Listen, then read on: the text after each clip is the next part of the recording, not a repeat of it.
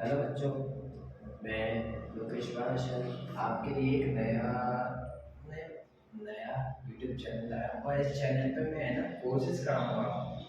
आपको 6 से लेके 12 मतलब 10 तक के कोर्सेज कराऊंगा आपको। उसके बाद 11 12 भी देखेंगे और हमारा मेन फोकस आएगा NCERT। Let's read. आप पढ़ते हो लेकिन आप है ना SST को हम फेल नहीं करते, तो अपना मेन है अपना ये है कि अपन SST पढ़ेंगे। क्या पढ़ेंगे? SST। और SST में कौन कौन से सब्जेक्ट्स आते हैं जानते हैं हम? आप जानते हैं ना, हिस्ट्री, पॉलिटी, ज्योग्राफी और इकोनॉमी, ये 4 सब्जेक्ट्स आपके SST में आते हैं। तो आज हम हिस्ट्री से शुरू करते हैं। हिस्ट्री का एक चैप्टर है, चैप्टर फर्स्ट क्लास 9 का, जो कि आपको फ्रेंच रेवोल्यूशन पढ़ाता है, मतलब वर्ल्ड हिस्ट्री पढ़ाता है। क्वेश्चन ये होता है कि सबसे पहले हम वर्ल्ड हिस्ट्री से क्यों चालू करें। देखो, वर्ल्ड हिस्ट्री से चालू करने की वजह है कुछ, क्योंकि वर्ल्ड हिस्ट्री हम सोचते हैं कि है ना वर्ल्ड हिस्ट्री क्यों पढ़े भाई। वर्ल्ड हिस्ट्री में कुछ ऐसी ऐसी घटनाएं हुई हैं, ऐसे ऐसे इंसिडेंट्स हुए हैं that are decided the future of the earth. That thing is show uh, that thing is show the, yeah, give some different words. Like in French Revolution we can see fraternity, freedom and equality. These three words are shown that all civilians, all members of a citizen are equal to each other.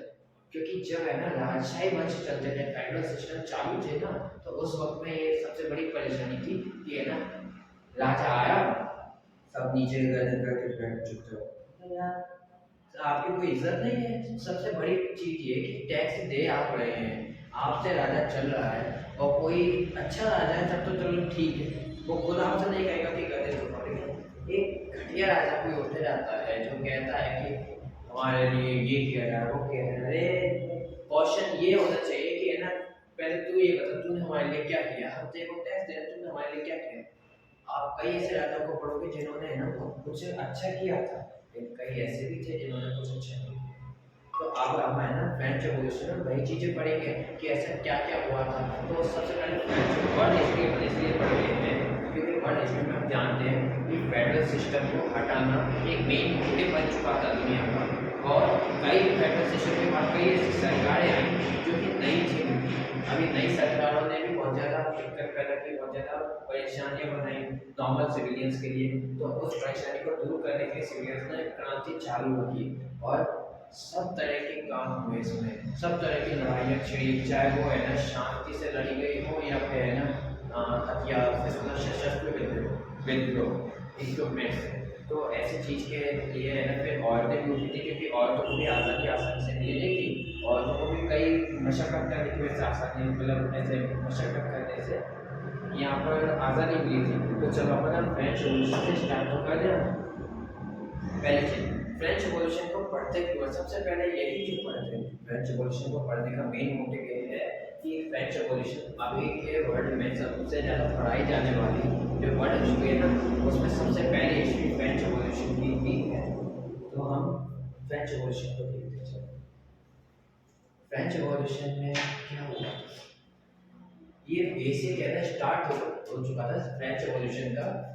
ये start हुआ था 1715 से 1716 या उसके approx में। Approx लिख रहा हूँ मैं, पहले कह रहा हूँ मैं, है ना कोई ऐसे पक्का नहीं कह रहा हूँ कि है ना तब से स्टार्ट होकर कब तक चला था। और ये जो पीरियड था ना, एक डिसेंट्रलाइजेशन रिवॉल्यूशन था। इस पीरियड में एक डिसेंट्रलाइजेशन रिवॉल्यूशन हुआ था, इसको हम कहेंगे डिसेंट्रलाइजेशन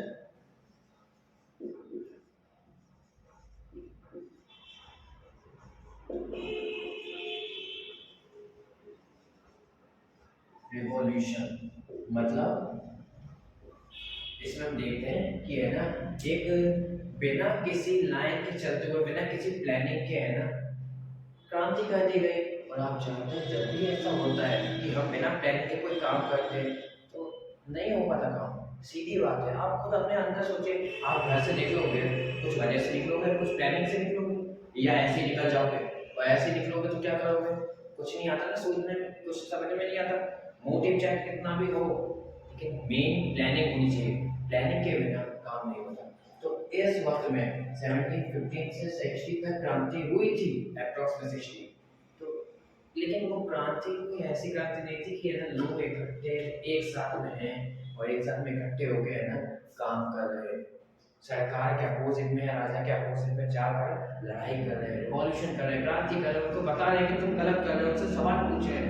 मेन होता है सवाल पूछना, सवाल पूछो और ऐसे सवाल पूछो कि है ना जो गलत इंसान है वो पकड़ा, समझे ना। हम हिस्ट्री में यही देखते हैं। पहली चीज, सबसे मेन चीज, फ्रेंच रिवॉल्यूशन में है ना हम पेरिस को जानते हैं। पेरिस कौन सी जगह है? आज के वक्त में भी पेरिस एक फैशन इंडस्ट्री के नाम से जानी जाती है, फैशन सिटी जानी जाती है। सबसे ज़्यादा फैशनेबल लोग पाए जाते हैं पेरिस में, है ना, जो इनका फैशन हाल तो हाल नहीं है, लेकिन है। दुनिया का रिजल्ट निकला, दुनिया ने रिपोर्ट निकाली कि सबसे ज़्यादा फैशनेबल सिटी कौन सी है, पेरिस का नाम है। तो चलो अब अपन है पेरिस के बारे में ये चीज़ जानते हैं। अब अपन ये बताओ कि पेरिस के बारे में आप लोग जानते हो जो ये जो फ्रेंच रिवॉल्यूशन का जो सीन था ये किस किस राजा के वक्त में शुरू हुआ? मतलब जो 14 जुलाई 1789 को पहली क्रांति स्टार्ट हुई थी ना, पहला एक्शन लिया गया था 14 जुलाई 1789 को फर्स्ट एक्शन लिया गया था। ये फर्स्ट एक्शन लिया गया था और इस एक्शन के बाद से ये पक्का हुआ कि अब सेंट्रलाइज तौर पे क्रांति होने वाली है, समझे। इस वक्त तक आते आते मतलब इस वक्त तक लोग ऐसे नहीं आ गए थे। इस वक्त तक 3 आइडेंटिटी है जिनको हम देखते हैं, जिनका नाम है फेमस आइडियोलॉजिस्ट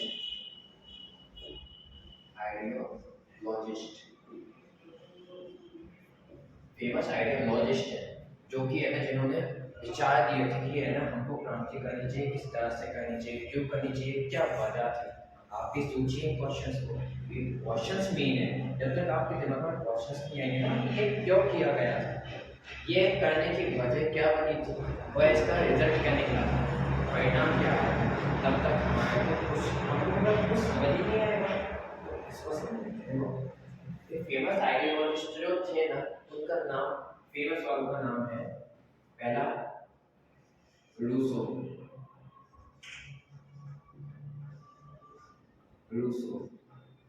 सेकंड का नाम है मॉन्टेस्क्यू,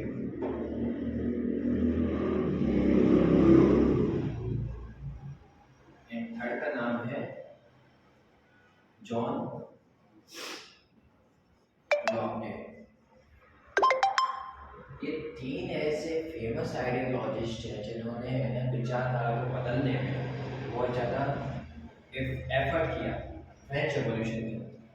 इनके एफर्ट के बाद है ना ये 14 जुलाई 1789 को इंसिडेंट चालू हुआ। तो अब अपन इंसिडेंट पर पहुंचते हैं। इस वक्त हुआ क्या था, स्क्रीन पे है ना मैं आपके लिए डाल दूंगा कि है ना किस कैसी कैसी फोटोज हुई थी, कैसे कैसे है ना इमेजेस बने थे उस वक्त में, जो हमारी बुक में दिए हुए हैं।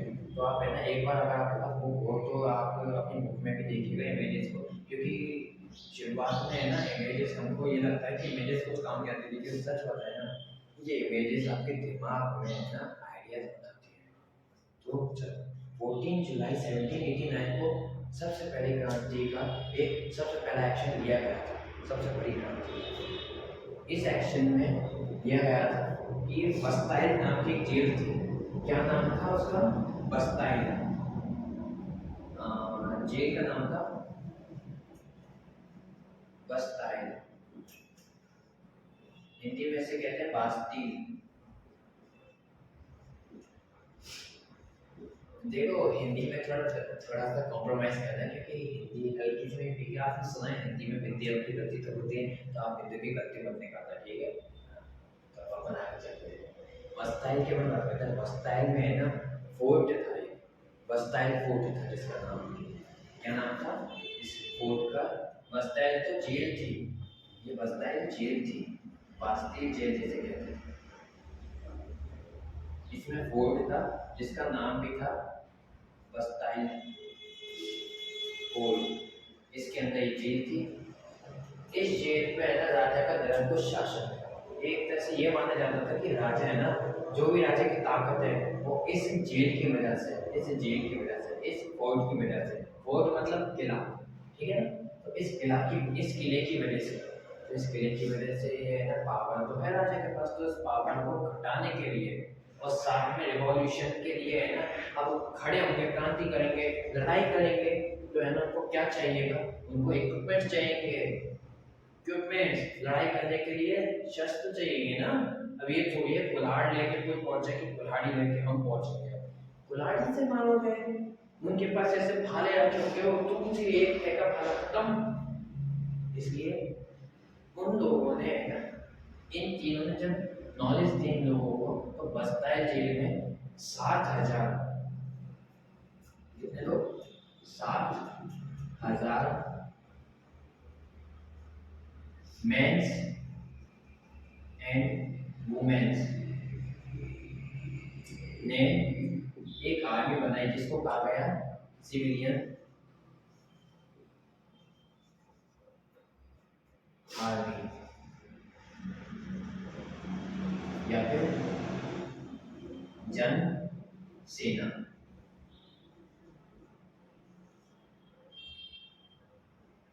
जन सेना कहा गया इसको।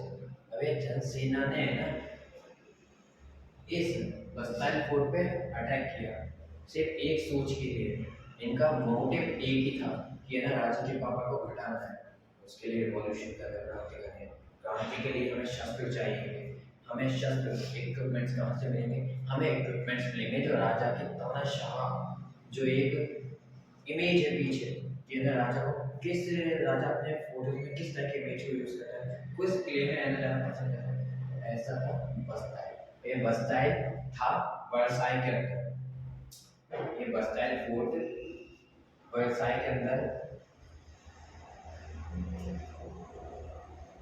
वर्साई शहर के अंदर थे बस्ताल फोर्ट, इस वर्साई शहर के अंदर ये था, और इसने है ना इस पे आक्रमण किया, मतलब इन लोगों ने इस पे आक्रमण किया, तो आक्रमण करके बस्ताल जेल को तोड़ दिया, और क्या क्या मिला, देखो बस्ताल जेल से क्या क्या मिला था, अपन इधर देखते हैं, बस्ताल जेल से अपन क्या क्या है ना इन लोगों को मिला था। तो ये बस्ताल, बस्ताल से पहला इन्होंने 7 प्रिजनर्स मतलब कैदी, कैदियों को आज़ाद कराया था, फ्रीडम दिलाई थी, 7 प्रिजनर रिमूव या फिर release, release. Second, kill the commander, kill the commander of Bastille jail,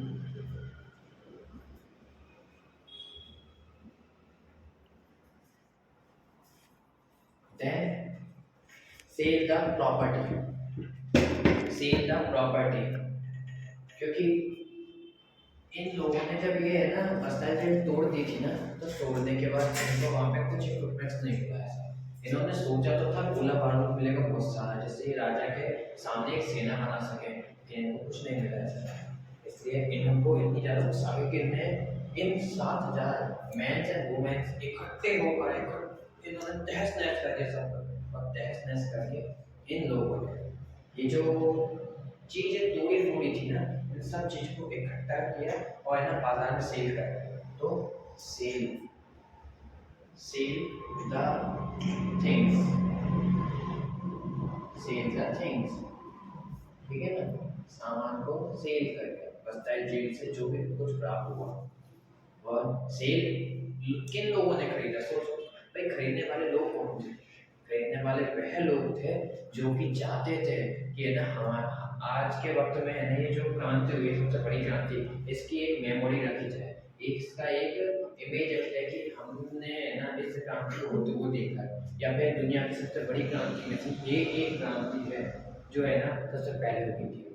तो इसकी इमेज रखने के लिए लोगों ने बास्तिल जेल के टूटे फूटे सामानों को अपने पास लिया, खुद खरीदा, और खरीद कर उनको आज के वक्त तक भी मेमोराइज रख रखा है, अपने घर पे सजा कर रख रखा है। हमने देखा था 1789 में बास्टिल जेल को तोड़ कर वहाँ की चीज़ें कैसी थी, क्या हाल हुआ, ये सब चीज़ें इस वक्त में देखी गई थी। तो ऐसी चीज़ों को दिखाने के लिए वो सामान खरीद लिए गए। ये 3 चीज़ मेन हुई थी और उनको गोला बारूद मिली नहीं थी वहाँ पे इतने ज़्यादा। अब ये सब इंसिडेंट के बाद है ना राजा डर गया था। ऐसे वक्त में है ना सिर्फ एक दिक्कत सबसे बड़ी बनी थी इस वक्त में कि राजा ने है ना इसके बाद ये देखा राजा ने कि यार ये तो बहुत ज़्यादा काम बिगड़ने लग गए हैं। इन्होंने बास्केट जेल तोड़ दी, मतलब निरंकुश शासन मेरा खत्म होने वाला है। राजा कौन था उस वक्त में? सॉरी मैं आपको है ना राजा का नाम मैं बताना भूल गया था। इस वक्त में राजा था इस जगह का लुई 16, इसको इंग्लिश में लिखते थे लुई 16। ये लुई 16 राजा था जो कि बॉर्बन डायनेस्टी का राजा था। बॉर्बन, इसको आप लिखोगे बॉर्बन।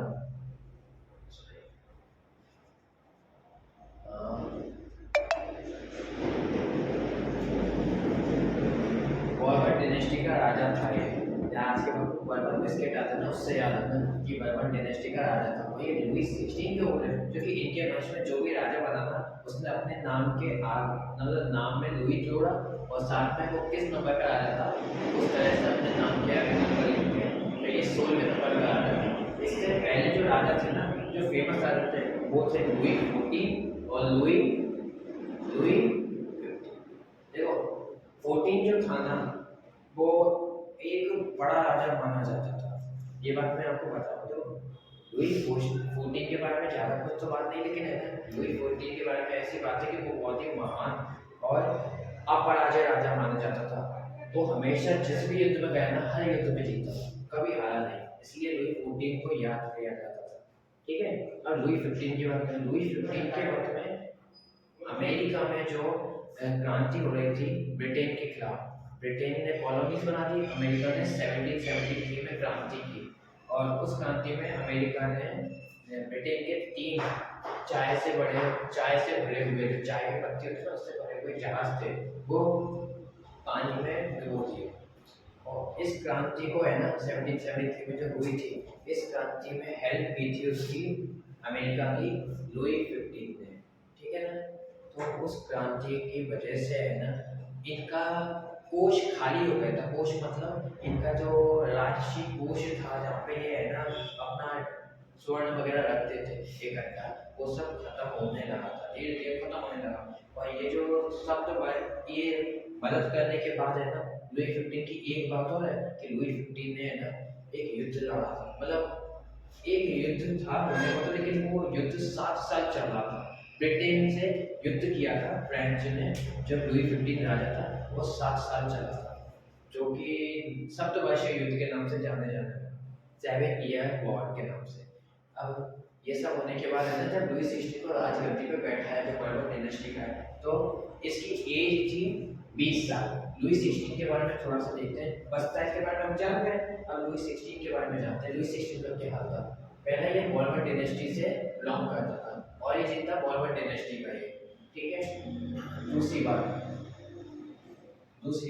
ये बर्बन डायनेस्टी का मतलब राजा था, मतलब डायनेस्टी का है ना ये एक ओरिजिन था, एक पुत्र था बर्बन डायनेस्टी का, तो इसको राजा तो बना दिया।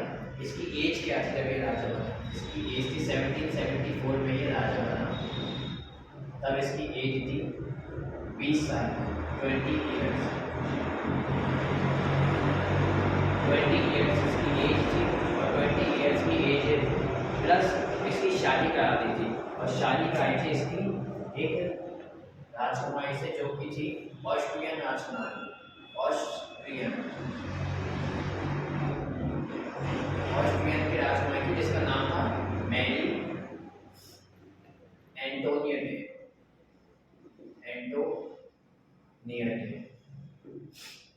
मैरी एंटोनियटे।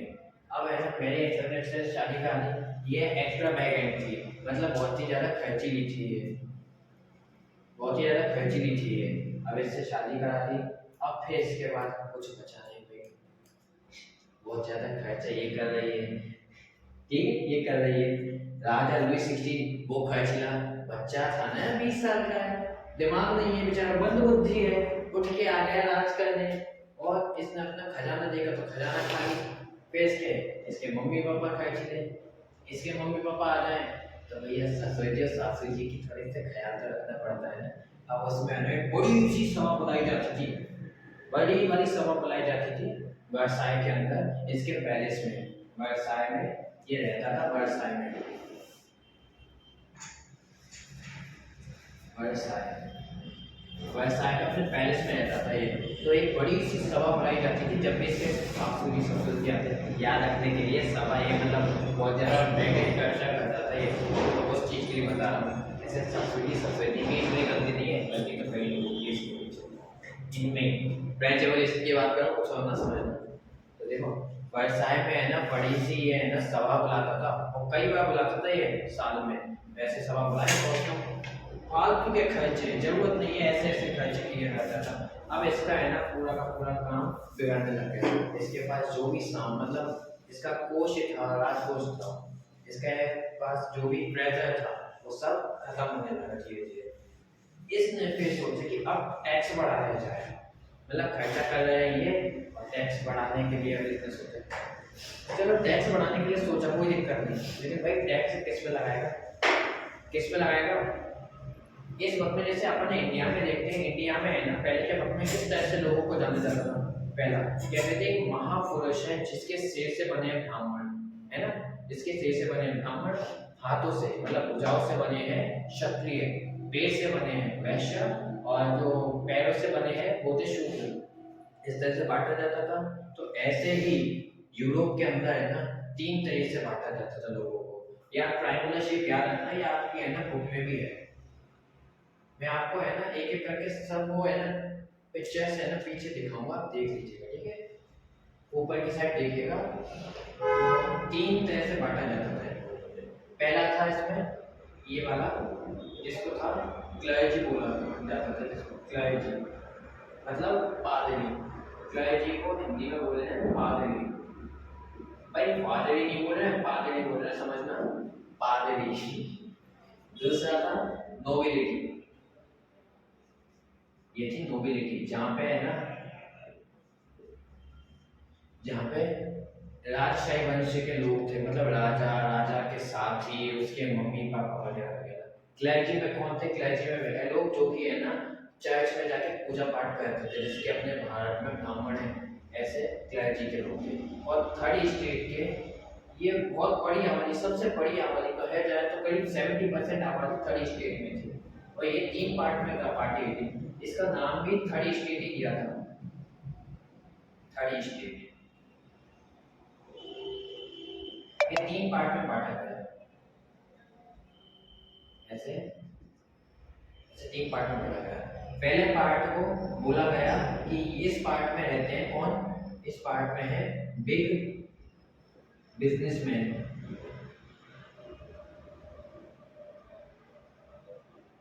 और और और बोले, और इसमें है ऐसे मतलब बिग बिजनेसमैन और आर्टिसंस वगैरह, या फिर आर्टिसन तो अपन के नीचे चले जाते हैं। इसमें हम बिग बिजनेसमैन के साथ साथ बोलते हैं कि जो बड़े बड़े व्यापारी, बस बताइए, देखो इसमें तो बिग बिजनेसमैन है नॉर्मली, क्योंकि है ना इस कल्चर से है ना बहुत ज़्यादा लोग थे। या फिर इसमें कहा जाए तो लॉयर भी इसमें बोलता, लॉयर्स, डॉक्टर, जो भी है ना गवर्नमेंट जॉब आज के वक्त में देखते हो वो सब भी इसी में थे। थर्ड स्टेट के फर्स्ट कैटेगरी में। सेकंड कैटेगरी में हम देखते हैं पीजेंट्स, PEASENTS, पीजेंट्स, पीजेंट्स मतलब किसान, किसान। और आर्टिसंस, आर्टिसंस, ये आर्टिसंस कौन, हैंडीक्राफ्टर्स, जो कि हाथ से सामान बनाते हैं, ये है आर्टिसंस। थर्ड स्टेट में कौन थे, थर्ड स्टेट में लैंडलेस पीजेंट्स, लैंडलेस पीजेंट्स। और कौन, और कौन, अरे जब जब लैंडलेस की बात करें तो इससे नीचे कौन गिरेगा? बंधुआ मजदूर टाइप के लोग हैं ना, तो सर्वेंट्स, इसमें सर्वेंट्स है। यार बच्चे सोचा करो, देखो सब तक है ना एसएसटी का सोचा नहीं जाएगा ना जब तक आपका कुछ समझ में नहीं आएगा इसमें। ये जो भी मैंने आपको पढ़ाया था ना, नौ से क्या हो, थोड़ा सा आप समझने की ट्राई करना और कॉपरेट करना, ठीक है, प्लीज कॉपरेट करना। और ऐसे साथ में जिसको भी कोई डाउट हो ना तो मैसेज में पूछना, कमेंट में पूछना कि क्या डाउट है, मैं कोशिश करूँगा जल्द से जल्द उसके डाउट को क्लियर करने की, ठीक है। तो अब ये देखो, ये अपन ने देख लिया। अब जब भी टैक्स बढ़ाने के लिए लुई 16 ने सोचे टैक्स बढ़ाया, इस तरह से ब्रिटेनिया पार्टी हुई थी। लुई 16 ने जब टैक्स बढ़ाने की सोची थी ना, इस क्रिटेरिया इस क्रिटेरिया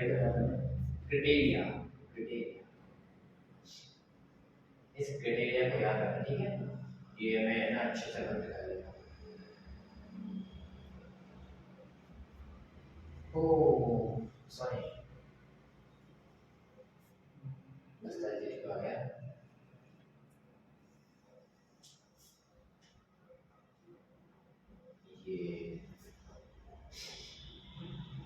ये देखो, ये जो मैंने बंद किया ना, एक जहाज में बैठा दिया जिसको, ये आप मान लो ऐसे कि ये जहाज है ना पूरे फ्रेंच को लेके चल रहा है, पूरे फ्रांस को लेके चल रहा है, और ये जहाज में है, इसको याद रखना।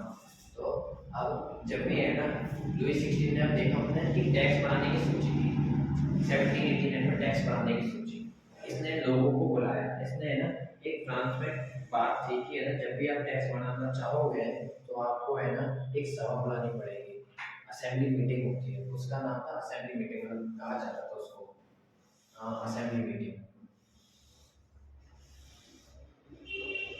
Assembly meeting.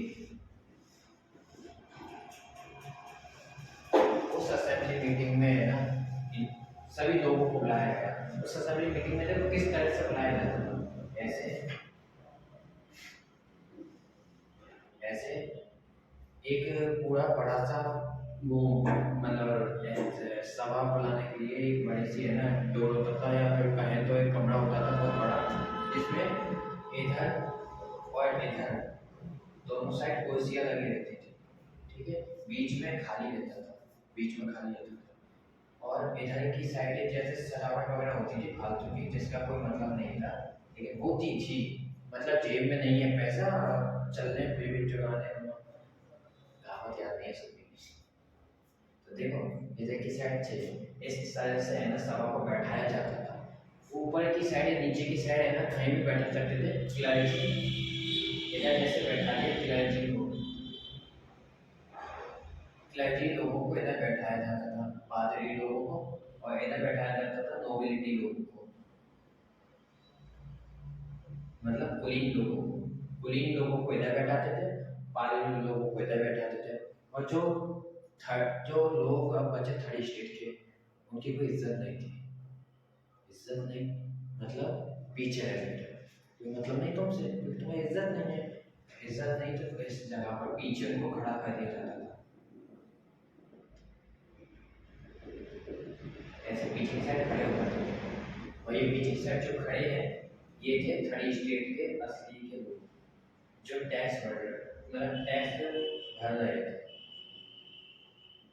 थर्ड स्टेट के लोग, ये टैक्स भरने वाले लोग हैं, और ये आगे जो बैठे हैं ये तो बस बफलो फालतू के हैं। इनके वोटिंग का सिस्टम क्या होता था, जब भी कोई फैसला होता था, कानून बनता था, वो कानून में 1+1+1 के हिसाब से वोट दिया जाता था, ये इस प्रोसेस में वोट दिया जाता था, पहला वोट नोबिलिटी का, दूसरा वोट क्लर्जी का, और तीसरा वोट थर्ड स्टेट का, थर्ड स्टेट का। इसमें है ना कितने लोग थे, कैसे कैसे लोग शामिल होते थे, फर्स्ट में होते थे नोबिलिटी में होते थे 300 लोग शामिल, क्लर्जी में भी 300 होते थे, लेकिन संख्या ज़्यादा होने की वजह से थर्ड स्टेट में होते थे 600 लोग शामिल, 600 लोग, लेकिन इस थर्ड स्टेट में जो लोग आएंगे ना वो पढ़े लिखे होने चाहिए, औरतें बिल्कुल नहीं होनी चाहिए, बच्चे नहीं होने चाहिए, गरीब नहीं होने चाहिए, और साथ में पढ़े लिखे होने चाहिए, मतलब सीधी बात बोल दी उन्होंने तो कि हमने ये देखा थर्ड स्टेट के किस लोगों को बुला रहे हैं, अमीर लोगों को, सिर्फ अमीर लोगों को बुला रहे हैं और किसी को बुलाया नहीं रहे हैं। तो ऐसे हमने देखा किस तरह से वोटिंग सिस्टम थे, और ये वोटिंग सिस्टम ऐसे लोगों मतलब राजा ने बुलाया, राजा ने बैठक बुलाई 1789 में, असेंबली मीटिंग हुई थी 1789 में। और इससे पहले जो असेंबली मीटिंग थी वो हुई थी 1614 में। इससे पहले वाली असेंबली मीटिंग जो हुई थी वो हुई थी 1614 में, वो असेंबली मीटिंग हुई थी। और 1789 में दूसरी असेंबली मीटिंग थी। तो अब ये मीटिंग में है ना, ये दोनों पक्ष नोबिलिटी और क्लर्जी कह रहे हैं ठीक है टैक्स बढ़ा दो, देश की जरूरत है तो टैक्स बढ़ा दो, लेकिन टैक्स देने वाला कौन था? इनके यहाँ पे प्रथा ये थी कि क्लर्जी से कोई टैक्स लेगा नहीं, नोबिलिटी वो टैक्स देंगे नहीं, थर्ड स्टेट के टैक्स भरेंगे। क्लर्जी ने और नोबिलिटी ने तो अपना अपना एक टैक्स भी लगा रखा था जिसका नाम था, मतलब क्लर्जी लगा के बैठा था टीथे टैक्स। कौन सा? टीथे, जिसे टैथे भी बोल सकते हैं। ये टीथे टैक्स था जो कि रिलीजियस टैक्स था, मतलब जाति धर्म से रिलेटेड टैक्स था। ये लगाता था क्लर्जी, किसके लिए? थर्ड स्टेट के लिए। फिर एक स्टेट टैक्स होता था जिसका नाम था टाइलर। टाइलर टाइलर लगाता था नोबिलिटी। स्टेट टैक्स में ये भी थर्ड स्टेट के लगाता, मतलब जो टैक्स है वो तो है ही, साथ में ये दो अलग टैक्स में, मतलब उस वक्त में ना हर चीज के ऊपर टैक्स था, गेहूं बाजरा रोटी सब्जी पोल्ट्री सॉरी और पेस्ट मतलब वो पेस्ट वगैरह, यहाँ तक कि कपड़ों पे भी टैक्स था। और उनसे भी नीचे अखबार वगैरह बन जाए तो आप उनसे नीचे जा सकते हैं।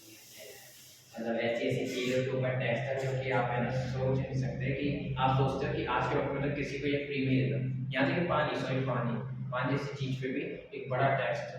तो ऐसी चीज़ों से लोग परेशान हो गए, और परेशान होकर नोबिलिटी क्लर्जी ने जब कह दिया कि है ना भाई हम तो है ना टैक्स की जरूरत है तो टैक्स तो देना पड़ेगा भाई थर्ड स्टेट को, लेकिन थर्ड स्टेट ने कहा हम क्यों दें टैक्स? अगर हमसे तुम्हें टैक्स चाहिए तो सबसे पहले तुमको है ना एक इंसान का एक वोट करना पड़ेगा। इन्होंने मांग रख दी कि एक इंसान का एक वोट होना चाहिए, तब जाके है ना जो ये पूरी की पूरी वोटिंग सिस्टम होगा उसमें है ना हम तुमको टैक्स देंगे। चलो अब है ना ये नेशनल असेंबली की मीटिंग के बाद की बात मैं आपको अगले लेक्चर में बताता हूँ। जब तक सोची कि है ना ये बात तो इन्होंने उठाई कि एक टैक्स मतलब टैक्स जब देंगे जब है ना 1 पर्सन 1 वोट राइट होगा, लेकिन इसके बाद क्या हुआ होगा? ऐसी क्या बात उठा दी इन्होंने, इतना ज़्यादा क्या कर दिया कि है ना ये एक रिवॉल्यूशन ऐसी हो गई कि आगे जाके हमने बस्ताई जेल की कहानी सुनी कि बस्ताई जेल को तोड़ दिया गया ऐसे रिवॉल्यूशन के बाद। ऐसी चीज़ों का हम कल पढ़ेंगे, ठीक है? कमेंट करना याद से।